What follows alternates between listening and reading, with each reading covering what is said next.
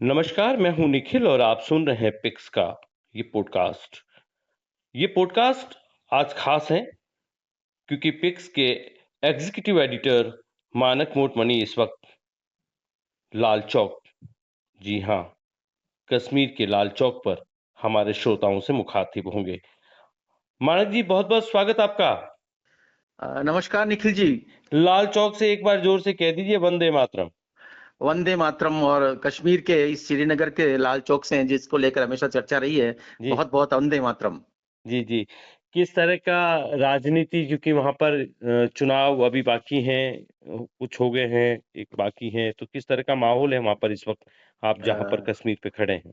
निखिल जी, मैं मोटी मोटी बात आपको संक्षिप्त में बता दूं कि जी जम्मू और कश्मीर में 5 संसदीय सीट आती है। जी उधमपुर, जम्मू, अनंतनाग, नाजौरी, श्रीनगर और बारामूला। जी इनमें से 19 अप्रैल को उधमपुर में और 26 अप्रैल को जम्मू में तथा 13 मई को श्रीनगर में चुनाव हो चुका है। जी अनंतनाग राजौरी में 7 मई को चुनाव होना था, जी लेकिन कतिपय कारणों से उसे बदल दिया गया। 25 मई को चुनाव होगा, जी लेकिन उसके पहले बारामूला में 20 मई को मतदान होना है। जी रोचक बात यह है कि श्रीनगर का जो चुनाव हुआ है, इसमें 28 साल बाद जी 38% मतदान हुआ है, जिसको लेकर भारत सरकार बहुत उत्साहित है। जी और इससे पहले 2019 में यहाँ 14% चुनाव मतदान हुआ था, जी जबकि 2014 में 25% चुनाव हुआ था। तो जी 370 हटने के बाद ये पहला चुनाव है। उस नजरिए से देखा जाए तो जी 38% मतदान बड़ा उत्साह जगाता है। जी और मैं श्रीनगर के कई मतदान केंद्रों पर गया था मतदान वाले दिन। जी मैं पिछले 1 सप्ताह से यही हूँ। जी तो लोगों में बड़ा उत्साह है और मतदान को लेकर लोग पहली बार इस तरह निकले हैं। जी इससे पहले लोगों में उत्साह नहीं था कि चुनाव मतदान क्या करना है, या करने जाएंगे कि नहीं जी जाएंगे, या जी एक डर का खौफ का माहौल रहता था। जी। इस बार ऐसा बिल्कुल नहीं है। लाल चौक की बात आती है तो जनरली ये देखा जाता है कि एक दहशतगर्दी का इलाका बताया गया। लाल चौक को बहुत डिफेम किया गया। आम पर्यटकों के लिए बड़ा यूँ माना जाता था कि लाल चौक तक जाना। आप अभी वहीं पर खड़े हैं, वहीं मौजूद हैं। बिल्कुल, मैं आप इस हमारे समय तमाम श्रोताओं को ये बताइए कि कश्मीर को जिस तरह से आप देख रहे हैं पिछले 7 दिन में वहाँ पर, आप जो हम्म, वहाँ पे पॉलिटिकल रिपोर्टिंग कर रहे हैं, लोगों में किस तरह का उनकी राजनीतिक सोच में बदलाव आया है? और इस वक़्त वहाँ पर किस तरह का माहौल, किस तरह का नज़ारा है वहाँ पर इस वक़्त? निखिल जी, लाल चौक को लेकर हम लोग अब तक अखबारों में पढ़ते रहे और टीवी पर देखते रहे और सिर्फ खबरें सुनते रहे जी, कि बड़ा सुनसान इलाका रहता है। लाल चौक जाना कोई आसान बात नहीं है। और जी, बिल्कुल वहां पे इस तरह की स्थितियां रहती है। आए आए जिस तरह कश्मीर में मिलिटेंसी की घटनाएं होती रही, जी, उसको लेकर भी एक लंबा चौड़ा माहौल बनता रहा। जी, लेकिन जब से 370 हटी है, जी। लाल चौक सैलानियों के लिए स्वर्ग बन गया है। हुँ, मैं इस हुँ। समय लाल चौक पर मौजूद हूँ। जी, आप समय और मैं आपको चित्र से तो नहीं बता सकता, लेकिन मैं व्याख्या कर सकता हूँ कि लाल चौक पे घंटाघर है। और ये पूरी सड़क इस तरह शानदार बनी हुई है, जहाँ पर पूरे देश के जी। सैलानी इस समय मौजूद हैं। बंगाल के, गुजरात के, मध्य प्रदेश के, दक्षिण भारत के ये रात तमाम। का वक़्त है लेकिन किसी तरह का वहाँ पर कोई डर नहीं है? कहीं कुछ नहीं है, लोग एक दूसरे की रील उतार रहे हैं। मेरे सामने फव्वारे चल रहे हैं। एक तरफ सीआरपीएफ की गाड़ी खड़ी है, सीआरपीएफ के लोग मौजूद हैं, तैनात हैं। उनके हाथों में वो हथियार हैं जो कि होते हैं, वो चौकस निगाहें हैं बराबर। लेकिन कहीं कोई किसी को कोई न तो पूछने वाला है और न कोई ये कह रहा है क्या है, का एक खौफ है। लोग जी, आराम से घूम रहे हैं यहाँ पर, और बड़ा सैलानी यहाँ बड़ा आनंद ले रहे हैं। और ये स्थिति डल झील पर है। जी। जी। डल झील का भी कुछ नज़ारा आप अपने शब्दों से यूँ बयाँ कर दें कि हमारे श्रोताओं को यूँ लगे कि वो डल झील के आस-पास ही कहीं घूम रहे हैं। और ये आप कर सकते हैं मानक जी? निखिल जी, डल झील को हम लोगों ने अक्सर फिल्मों में देखा है। जी, और भली वो कश्मीर की कली फिल्म हो, और भली वो राजेंद्र कुमार की साथी फिल्म हो, या जी, अन्य कोई 1960 और 70 के दशक की फिल्में हो। जी। कश्मीर की कली में तो शम्मी कपूर एक शिकारे में ही वो जो गीत गाते गाते और झील में उतर जाते हैं, वो बड़ा दृश्य वो आज भी गीत लोगों को याद याद। आ रहा है मानक जी? जी। तो क्योंकि आपके साथ जर्नलिज्म का एक पूरा युग है। आपके साथ एक पूरी आपने उस पत्रकारिता को देखा है पोस्टकार्ड से लेकर डिजिटल तक। आप जब डल झील पर हैं, आपको वो याद आ रहे हैं सब फ़िल्मी गाने जो फ़िल्माए गए। तो मैं श्रोताओं को बता देता हूँ मानक जी, रिपोर्टिंग तो ना बिल्कुल एक अलग तरह की रिपोर्टिंग रही है। मानक मोटमनी का एक प्रिंट मीडिया में बड़ा नाम रहा। आज भी आप शानदार शब्दों के सारथी हैं। गाते भी बहुत अच्छा है मानक जी, ये मैं जानता हूँ। तो डल निखिल झील से मानक जी श्रोताओं के लिए कुछ सुना दीजिए। निखिल जी, मुझे वो गीत याद आता है शम्मी जी, कपूर का, जी, और बहुत ही जिसमें वो अपने जो शर्मिला टैगोर है, जिसकी ये पहली फिल्म थी कश्मीर की कली, जी, और इसमें एक शिकारे में ये शम्मी कपूर एक गीत गाते हैं, जी, ये चांद सा रोशन चेहरा, जुल्फों का रंग सुनहरा, ये झील सी नीली आंखें, है राज इनमें कोई गहरा, तारीफ करूं क्या उसकी जिसने तुझे बनाया। और ये गीत इस तरह फिल्माया गया है कि जब ये गीत जब अपने अंत पर पहुंचता है, जी, तो ताली बजाते बजाते ना ताली, और जी, ताली बजाते बजाते शम्मी कपूर झील में उतर जाते हैं, जी, जी, जी, जैसे कोई उन्होंने अचानक ही, ये डायरेक्टर को पता नहीं हो। तो वो जी, दृश्य आज भी मुझे याद है, मैं उसको जी, कभी नहीं भूलता हूँ। मैंने कश्मीर की कली को कई बार देखा है। जी, तो आज जब मैं इधर और गया, जी, और इसके ठीक आगे मैं शालीमार गार्डन गया, निशात जी, बाग गया, जहाँ पे होटल लीला है पास में, और जहाँ पे साथी फिल्म का वो जो गीत है कि मेरा प्यार भी तू है और ये बहार भी तू है, तू जी, ही नजरों में जाने तमन्ना, उस गीत के सारे दृश्य मैंने देखे। तो जी, निशात बाग में तो गुलाब के फूलों की हजारों प्रजातियां मैं देखकर मतलब इतना आनंदित हो गया असल में। और जी। क्यों हम सोचते हैं कि कश्मीर में लोग यूं हैं, कश्मीर लोग जाना नहीं चाहते। आज तो कश्मीर की स्थिति यह है कि मैं जो कह रहा हूँ ना, 370 के बाद कश्मीर की पूरी आबो हवा बदल गई है।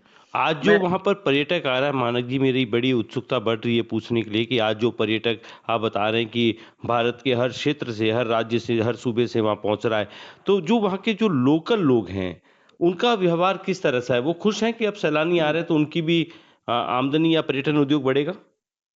निखिल जी, मैं खुद एक दिन डल झील के एक हाउस बोट में ठहरा हूँ, एक नाइट मैंने बिताई है। जी, और वहाँ जो शिकारे बने हुए हैं, हाउस बोट बने हुए हैं, जी, लोग वहाँ पसंद करते हैं आना। और कश्मीर के लोग, जो स्थानीय लोग हैं, वो इतने खुश हैं कि जी, सैलानियों के आने से उनकी आय में लगातार इजाफा हो रहा है। और जी, एक जो रुपए का मोबिलाइजेशन है, जो जी, वॉल्यूम बढ़ना है, वो जी। यहाँ लगातार बढ़ रहा है। तो आज़ादी लोग की बात और 370 हटने के बाद, जी, ये शायद पहली बार ऐसा सुखद अनुभव होगा वहाँ के लोकल लोगों के लिए? ये बिल्कुल सुखद अनुभव है। और मैं बहुत से स्थानीय लोगों से मिला हूँ, जी, उन लोगों की एक ही बात कहनी है कि साहब, हमें तो राजनीतिज्ञों ने पहले बर्बाद किया, अन्यथा जी, न तो किसी तरह की कोई बात है, न कोई धर्म की बात है, जी। न कोई हिंदू मुसलमान है यहाँ पर। हम तो तो चाहते हैं, और कश्मीरी अपनी बिल्कुल कश्मीरी एक अलग तरह की भाषा बोलते हैं। जी, तो वो उस भाषा में बड़ा एक मिठास है। जी, मैंने कई कश्मीरी शब्दों को देखा, उसमें फारसी के शब्द हैं, उसमें उर्दू के शब्द हैं, उसमें हिंदी के शब्द हैं, और जी, बड़ा वो मीठा बोलते हैं। जी, और कश्मीरी जो गीत हैं, वो जी। बड़ा, और मैंने यहाँ कहवा भी पिया, बड़ा मजा आता है उसको पीने का, बड़ा स्वादिष्ट है। क्या तो चीज़ें ज़रा श्रोताओं को बता दीजिए, क्या चीज़ है? जैसे अपने चाय होती है साहब, चाय की तरह एक कहवा होता है जिसमें दूध नहीं डाला जाता, कहवा कहते हैं उसे, कहवा। अच्छा, अच्छा। तो वो कहवा वहाँ बड़ा मशहूर है, जी, और लोग उसे चाव से पीते हैं। जी, बाहर से आए हुए सैलानी भी उसको स्पेशली पीते हैं, 20 रुपए से 30 रुपए तक का एक कप है वो। जी, और बड़ा, मैंने उसको कई तरह से टेस्ट किया। जी, तो आपने जो बात पूछी थी, मैं एक और बात बताऊं आपको कि श्रीनगर स्मार्ट सिटी बनने की दिशा में जा रहा है, और जी, एक श्रीनगर स्मार्ट सिटी करके प्रोजेक्ट यहाँ चलाया जा रहा है। जी, इस प्रोजेक्ट की खास बात यह है कि 200 इलेक्ट्रिक बसें, सिटी बसें एसी, यहाँ सिटी में चलाई जा रही है, जी, जी। और 200 बसें और लाई जा रही है। मुझे नहीं मालूम अभी अपने भारत में कहाँ इलेक्ट्रिक सिटी बसें चल रही होगी, मुझे इलेक्ट्रिक नहीं सिटी बसों का मतलब यही होगा कि कश्मीर की उन वादियों को, वहाँ की प्रकृति को धुएँ से बचाया जा सके? धुएं से बचाया जा सके, प्रदूषण से बचाया जा सके। और जी, बिजली से चलने वाली ये बसें हैं, और ये जी, कमाल की है, 10 रुपए से जी, 30 रुपए तक में आप पूरा कश्मीर इनमें एक चक्कर काट सकते हैं, जी, जी। इस तो लेवल पे है। तो और ये जो उन उन चुनाव हो रहा है, तो इतना माहौल वहाँ पे बदल रहा है, चुनाव वहाँ पर हो गए, अभी और होने बाकी हैं, तो लोगों का मतदान को लेकर कैसा उत्साह? आपने बताया कि वहाँ पे मत प्रतिशत भी बढ़ा है। मत प्रतिशत बढ़ा है साहब। और मैं आपको बताऊं कि उधमपुर में 68% मतदान हुआ है, जबकि जी, जम्मू में 67% मतदान हुआ। लेकिन श्रीनगर में जी, पिछले 28 साल से हैं, और ये 14 और 20% के भीतर ही था, लेकिन वो इस बार 38% पे पहुंचा है। जी, पिछले दिन परसों ही यहाँ अमित शाह आके गए हैं, जी, और अमित शाह ये कह के गए हैं कि अब हम जम्मू कश्मीर की सारी विधानसभा सीटों पर चुनाव लड़ेंगे। जी, ये स्थिति है। मैं आपको बताना चाह रहा हूँ कि अभी तक तो यहाँ बीजेपी ने किसी सीट पर कोई ये जो अनंतनाग, राजौरी, श्रीनगर और बारामूला, ये 3 सीट है, यहाँ पर बीजेपी ने कोई अपना प्रत्याशी खड़ा नहीं किया है, बल्कि यहाँ अपनी जम्मू कश्मीर अपनी पार्टी के साथ गठबंधन है। जी, और मैं रोचक बात कहूँ आपको कि बीजेपी यहाँ चुनाव नहीं लड़ रही है, लेकिन मुझे यहाँ कम से कम 20 जगह मोदी के होर्डिंग नजर आए हैं, जी। जो गारंटी मोदी लिखा हुआ है, वो सारा है। और इसके अलावा तो एक ये नारा वहाँ तक भी पहुँचा है कि अब की बार 400 पार? अब की बार 400 पार। और मोदी की गारंटी, और ये सारे वहां पहुंचे हैं। और इसके अलावा मुझे अगर कोई होर्डिंग नजर आए हैं तो वो नेशनल कॉन्फ्रेंस के नजर आए हैं। और जो महबूबा मुफ्ती है जो पीडीपी की मुखिया है, जी और गुलाम नबी आजाद भी ये मैदान में है। जी मैं आपको बताऊं कि अभी जो अनंतनाग का जो चुनाव होने वाला है, जी यहाँ पर गुलाम नबी आजाद और महबूबा मुफ्ती के बीच ही मुकाबला है, जी जबकि दोनों पूर्व मुख्यमंत्री भी रहे हैं। और जी गुलाम नबी आजाद डेमोक्रेटिक प्रोग्रेसिव आजाद पार्टी के नाम से इन्होंने पार्टी बनाई है, जी। और ये मैदान में है। पिक्स के सभी श्रोताओं को मैं बता देता हूं, मानक मोटमनी एग्जीक्यूटिव एडिटर और एडवाइज़र हैं पिक्स में। आप बहुत वरिष्ठ पत्रकार हैं और इस वक्त खास तौर पर पिक्स के श्रोताओं के लिए लाल चौक से ये सीधा दृश्य आपको वहां बता रहे हैं। कश्मीर में जिस तरह से बदलाव आ रहा है, धारा 370 हटने के बाद जिस तरह से कश्मीर बदला है, वहां का जो पर्यटन उद्योग जिस तरह से बढ़ा है, लोग जो खौफजदा थे वो अपने उस सहमे हुए घरों से बाहर आए हैं। जो पर्यटक आ रहे हैं उनका स्वागत हो रहा है। और जिस तरह से आप देख रहे हैं कि अभी ये देर शाम का वक्त है, उसके बावजूद भी लाल चौक, जिसको मीडिया ने आज तक एक डरा के परोसा गया, और हम लोग जो कश्मीर में नहीं रहते हैं और हिंदुस्तान के अलग अलग सूबों में रहते हैं तो उनके लिए लाल चौक जाना एक बड़ा मुद्दा था। और इस वक्त मानक मोटमणि देर रात उसी लाल चौक से पिक्स के श्रोताओं से मुखातिब हैं। मानक जी, किस तरह के लोग आ रहे हैं, किस तरह की वहां पर चौपाटी किस तरह की लगी है, खान पान का क्या विशेष रहता है इस वक्त लाल चौक में, क्या खा रहे हैं आप भी आ, बता दीजिए। ये थोड़ा सा उल्टा है कि यहाँ चौपाटी जैसी कोई चीज नहीं है, जी और न ही यहाँ कोई ठेले लगे हैं, न कोई खान पान की दुकानें हैं। जी लाल चौक पर पूरी तरह इन चीजों पर प्रतिबंध है। जी सिर्फ आप आइसक्रीम खा सकते हैं, कुल्फी खा सकते हैं, इसके अलावा कोई चौपाटी जैसी स्थिति नहीं है। जी। लेकिन लाल चौक ये को सब क्यों, ये सुरक्षा कारणों को लेकर? जी, ये जी सुरक्षा कारणों को लेकर है। जी इसके अलावा लाल चौक के आसपास की जो रोडें निकलती है, जो इसको क्रॉस करती है, जी उन क्रॉस रोडों पर आपको फल फ्रूट जरूर मिल जाएंगे। जी अन्यथा यहाँ ऐसी कोई चीज जो अपन चौपाटी जैसी कोई चीज यहाँ नहीं है। और जी न ही चौपाटी जैसी कोई चीज डल गेट के किनारे है। डल जो झील है वो कई जी किलोमीटर तक वो लंबा उसका एक पूरा जी फुट वॉकवे बना हुआ है। जी लेकिन वहां भी अगर आप जाएं तो आपको सिर्फ और सिर्फ आइसक्रीम मिलेगी। जी। उसके अलावा ऐसी कोई छोटी मोटी चीजें, ज्यादा से ज्यादा पानी पूरी मिल जाएगी। डल अच्छा झील मैं के आसपास ऐसा नहीं होने की वजह ये तो नहीं है कि उस कुदरत की उस झील को संरक्षित और प्रदूषित होने से बचा लिया जाए? जी, ये साफ सफाई का यहाँ बड़ा ध्यान रखा जा रहा है इस बात को लेकर। जैसे मैं राजस्थान में कई जगह गया हूँ तो वहाँ वो जो एक कचरा संग्रहण की व्यवस्था है कि गाड़ी वाला आया, भाई कचरा निकाल, इस जी तरह के संग्रहण की व्यवस्था यहाँ भी है। जी और यहाँ भी एक दूसरे तरह का गीत यहाँ चलता है गाड़ियों में, जी जो कि कचरा उठाता है। और आप, मुझे कहीं कोई ज्यादा गंदगी नजर नहीं आई है। मजे की बात ये, मैं जी लगभग बांदीपोरा, जी पुलवामा, जी बड़गांव, मागांव और इन नरबल, इस तरह के लगभग अभी 1 दर्जन स्थानों पर जाके आया हूँ। मुझे कहीं गंदगी नजर नहीं आई है जी। मान मुख्य जी, रास्तों किस पर। तरह का वहाँ का जो यूथ है, कश्मीरी यूथ के बारे में बताइए, क्योंकि हमने तो कश्मीरी यूथ को पत्थरबाजी में ही सुना है या देखा है। खुद पत्रकार होते हुए भी यही देखा है कि कश्मीर में पत्थरबाजी है या कश्मीर में ये है। वहाँ का यूथ आज कैसा है? निखिल जी, मेरे पास ऐसे कोई आंकड़े तो नहीं है, लेकिन नहीं, जैसा आपको कि जो मैं, लग रहा है वहाँ पर, जी जी, मौके पर जो आप खड़े वहाँ घूम रहे हैं कश्मीर 7 दिन से, तो नहीं, वहाँ कैसा लग रहा है? मैं बहुत लड़कों से मिला हूँ। जी और मैंने एक दो चीजें नोट की है कि एक तो यहाँ पे जो इलेक्ट्रिक ऑटो चल रहे हैं, जैसे 4 सीट वाले, जी वो चलाने वाले यूथ हैं लगभग। जी और मजे की बात है, उसमें 50 से 60% लड़के ऐसे हैं जो ग्रेजुएट हैं, जी जो वो ये कहते हैं कि हमें नौकरी अभी कोई ज्यादा नहीं मिल पा रही यहाँ पे, क्योंकि जी कश्मीर में और कोई उद्यम नहीं है। जी तो इस तरह सैलानियों के आने से, जिस तरह ये ऑटो रिक्शा, जी ये जो आपके शिकारे, जी और ये जो बाकी चीजों की तरफ जो लोगों की डिमांड बढ़ी है, खासकर यहाँ वैष्णव खाना भी बहुत अच्छा मिलता है। यहाँ जी पंजाबी ढाबे हैं जहाँ पे जी वैष्णव खाना मिलता है। अगर आप जी शेष भारत से आते हैं कश्मीर में, और जी आपको अगर शुद्ध खाना चाहिए, वेजिटेरियन खाना, जी तो विशेष रूप से लिखा हुआ है पंजाबी वैष्णो ढाबा। वहाँ, जी यहाँ आपको साउथ का मसाला डोसा मिल जाएगा। जी इन सब स्थानों पर यहाँ का यूथ बराबर वर्किंग में दिखता है मुझे, काम जी करता हुआ। जी और अभी मैं डल झील के किनारे से होके आया हूँ, तो जी डल झील के सड़क के दूसरी तरफ जी यूथ बराबर यहाँ की जो स्थानीय चीजें हैं, जी, यहाँ के जो खिलौने हैं, यहाँ की कोई लोक चीजें हैं, यहाँ की कुछ चदरें हैं, यहाँ का जी, पश्मीना है, और जी, ये जो लकड़ी की बनी हुई नावें हैं, जी, ये सारा बेचने वाले यहाँ सुबह शाम को काउंटर लग जाता है पूरी सड़क जी, के किनारे, और जी, उसमें भी यूथ काफी है। जी, यूथ का ये कहना है कि हमें अभी नौकरियों को लेकर बड़ी ज्यादा कुछ अवसर मिले नहीं है। जी, हालांकि 370 के बाद जब इसको यूनियन टेरिटरी में लाए हैं कश्मीर को, जी, तब से लोगों को ये थोड़ा कैसे वापस राज्य का दर्जा कब दिया जाएगा। जी, हालांकि प्रधानमंत्री मोदी 3 दिन पहले कह चुके हैं जी, कि हमारी पूरी कोशिश है कि जी, श्रीनगर को राज्य का दर्जा दिया जाए, लेकिन उसके लिए एक उचित समय का इंतजार करना होगा। जी। तो यहाँ एक जम्मू कश्मीर 370 से बैंक। पहले जी। जो दहशत रहती थी, मानिक जी जानना चाहूँगा, ये मेरी भी बड़ी उत्सुकता है कि यहाँ का आम आदमी, जैसे मैं समझ रहा हूँ कि वो नौकरी करना चाह रहा है, मतलब चाहता है, वो अपना छोटा-मोटा व्यापार भी करता है। लेकिन आए दिन ये आतंकी हमले होना, बम विस्फोट होना, पत्थरबाजी आमतौर होना। पे बंद रहता था कश्मीर, जी, और यहाँ चहल पहल नहीं रहती थी। बंद होने के कारण सब कुछ बंद हो जाता था। जी, जैसे हम अगर तो कोरोना की बात करें तो हमने बड़ा बंद देखा, लेकिन कश्मीर वालों ने लंबे समय तक बंद देखा है। जी, और जब बाजार ही बंद रहेंगे, सड़कों पर चहल पहल ही नहीं होगी, तो युवा क्या करेगा। जी। तो इस पत्थर ही दृष्टि उठाएगा से फिर थोड़ा बहुत।